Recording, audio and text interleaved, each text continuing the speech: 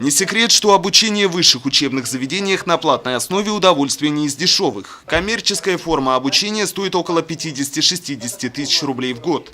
В случае, если студент, обучающийся платно, хорошо себя проявляет, показывает отличную успеваемость и активно участвует в общественной жизни института и города, руководство учебного заведения идет навстречу.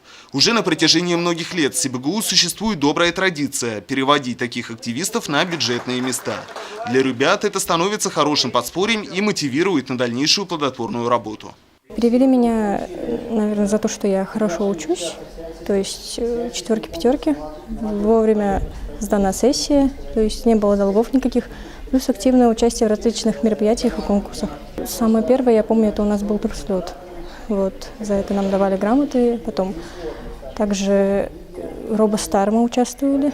На директорат, я помню, мы с моими одногруппниками из эксплуатации робота собирали, показывали директорату. Также различные статьи. Мою статью опубликовали в книжке. Сегодня случилось грандиозное событие. Меня перевели с коммерческой формы обучения на бюджетную, чему я очень благодарен. Это будет стимулом для меня, чтобы дальше хорошо учиться, работать в будущем. Я благодарен руководству, то, что они видят старательных учеников, студентов и предоставляют им шанс вырваться, так сказать, вперед, смотреть на будущее.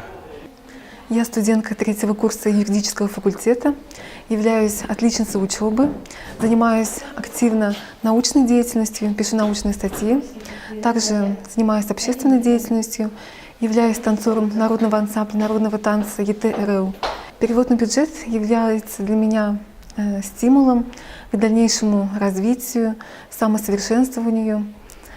Спасибо за поддержку, юридический факультет, руководство института, за понимание. В числе счастливчиков студенты юридического, педагогического, естественно-математического и технологического факультетов. Напомним, что в учебном заведении применяются и другие формы мотивации и поощрения лучших студентов. Ежегодно отличникам учебы и активистам присуждают премии имени писательницы Хадии Давлетшиной, известного спортсмена Хариса Юсупова. Ринат Музафаров, Айгуль Хамитова, Руслан Кравцов, Гульнара Раскидина, телекомпания СТВ.